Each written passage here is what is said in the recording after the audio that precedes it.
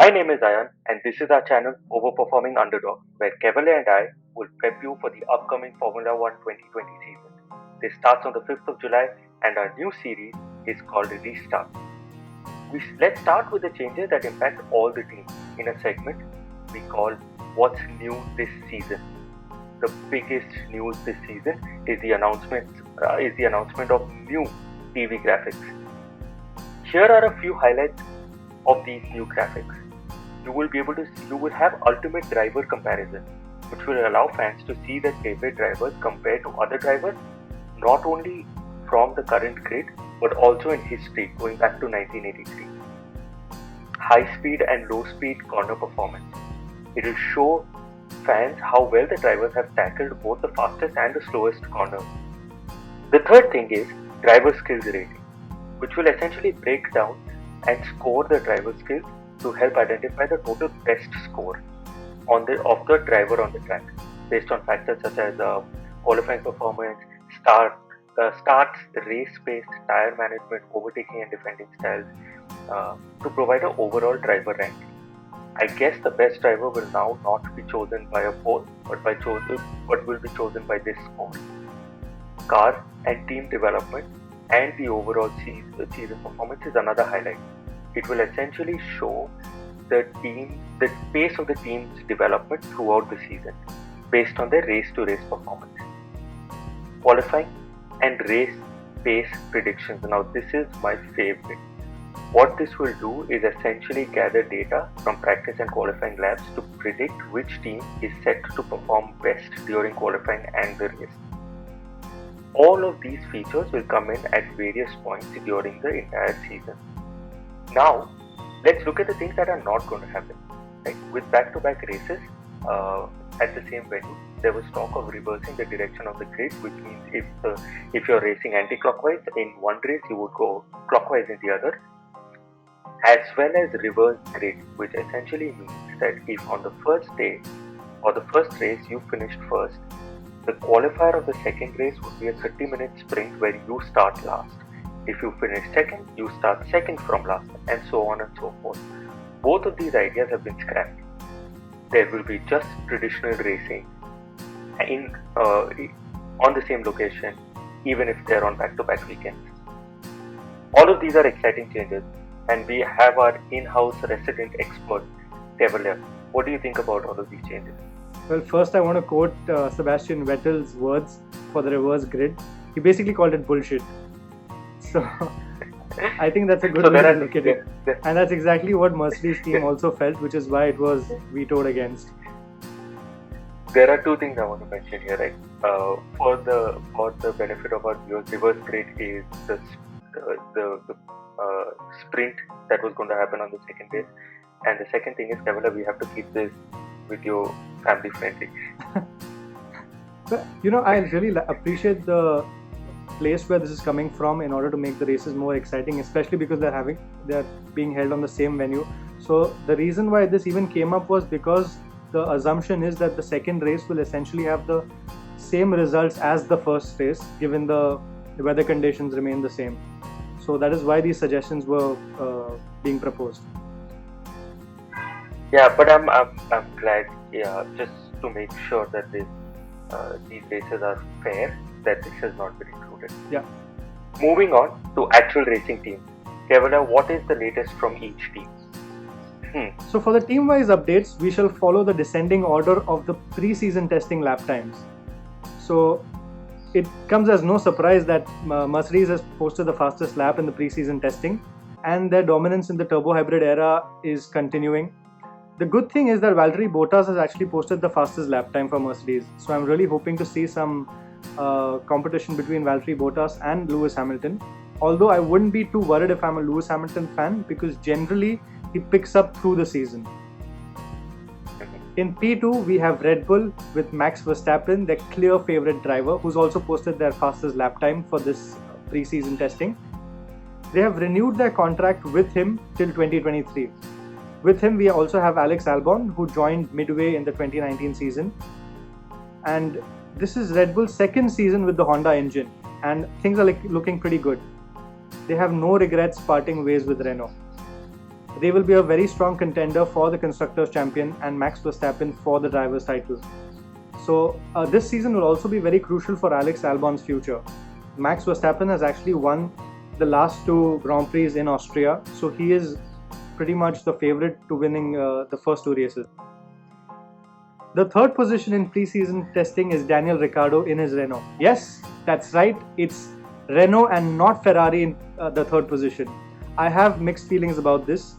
Although I won't be too bothered as much because Ferrari is a very strong and gritty team, and I see them as the third strongest team in the season. Although I'm really happy with Daniel Ricciardo in third place, as he has always been one of my favorite drivers. He is moving on to McLaren next season. The second driver for Renault this season is Esteban Ocon, replacing Nico Hülkenberg. Esteban is making his F1 return this season. As you may recall, he was a reserve driver for Mercedes after losing his place at Racing Point to the billionaire's son, Lance Stroll. As you're right, I don't think Ferrari is going to be far behind, but even though they're fourth right now, I think they will overtake Renault. In fact, my personal belief is they will end up second in the Constructors' Championship. One of my favorite drivers, if not my favorite, is Charles Leclerc, whose lap time in pre-season testing put Ferrari in the fourth spot. By their own admission, Ferrari has a slightly undercooked car this season, which they hope to improve significantly through the season. For most of parts of this year, their factory at Maranello has been shut. One big news is that Ferrari and FIA have come to an agreement regarding Ferrari's power unit from last year. There were many questions about the legality of that, and the result was very, very secretive, very suspicious, leading to complaints filed by all the other 9 teams in solidarity. The story is still unresolved, although FIA and Ferrari have both come out and said that this is not going to be pursued further. The other big news from Ferrari is that Vettel and Ferrari have parted ways. Carlos Sainz from McLaren will fill in for Vettel in the 2021 season. Vettel currently does not have a seat for 2021. With many rule changes in 2022, we don't know if Vettel will come back to Formula 1, join a midfield team, or will there be more drama in the top 3 teams? Ayan, I don't think Ferrari are a strong contenders for the number 2 spot. I think that clearly is Red Bull, and I actually see this F1 season as a 2-horse race with Mercedes and F1, if not a 1-horse race where Mercedes is going alone. I'm a lifelong fan. I've seen Ferrari do really bad at testing and then come with a strong car. I've seen them do very good at testing and then come in with a weak car. Ferrari at best when it comes to testing has been unpredictable. My fingers are crossed. Secretly and low-key, I'm still hoping Charles Leclerc is a contender. I think if Ferrari finish third, that will be a great season for them. Wow. Quickly moving on to Racing Point. It's in 5th place, with Perez posting the fastest lap time for them.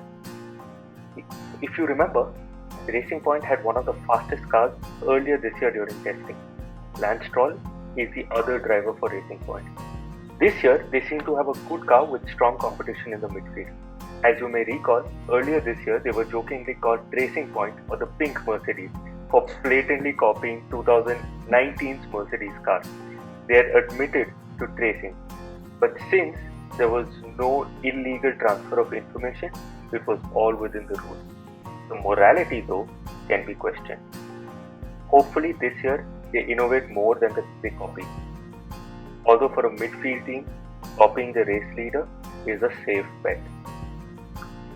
Racing Point has also announced that they will evolve into Aston Martin Formula 1 team for next season.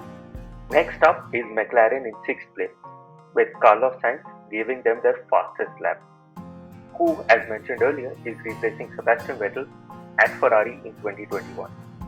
The other driver for McLaren is the shy, funny, young man Lando Norris, who will be partnered by the not-so-shy but much funnier Daniel Ricciardo, who will replace Sainz in 2021. But before we move on, McLaren is not going to participate in the first race weekend at Austria on the 5th of July because one of their team members has tested positive for COVID-19. They are hopeful for coming back for the second weekend in Austria. This will also be the last year for McLaren with the Renault Angel. From next year, they will move on or back to McLaren Mercedes, with Mercedes as their engine partner. McLaren will be the second team to discontinue with Renault. Moving on, Williams were at 7th place with George Russell posting the fastest lap for them. He is a young talent to watch out for, and another young talent, Nicholas Latifi, who was the runner-up of last year's Formula 2, will make his F1 debut at this year's Austrian GP. Williams will be pretty happy with their pre-season testing, I think, Ayan. Their results are considerably better from their past performances, and this year they look like a force to reckon with in the midfield. Alpha Tauri, Alfa Romeo and Haas are the last three teams. Pierre Gasly and Daniel Kvyat are racing for Alpha Tauri.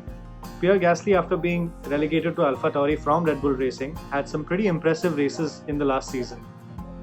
Kimi Raikkonen and Antonio Giovinazzi will be seen in the Alfa Romeo. We all know that Kimi is in the twilight of his career, so I want to see as much as Kimi as I can get because I really love him, especially his radio antics. Now, after an impressive 2018, Haas has seemed to have lost their way. The American team has struggled with car performance after the first race of the 2019 season. The business model of using mostly off-the-shelf parts, which seemed to work really well for them in the 2018 season, which made them an efficient racing unit, seems to now be failing them. Well, that's it for the team updates. Yes, and both Kevali and I would be watching these races, so feel free to reach out to us during the race weekend to geek out over random trivia. Our details are on the screens now. And hope you enjoyed this video. Please do leave your feedback as comments. And the next video in this series we will be making is about the NBA's restart.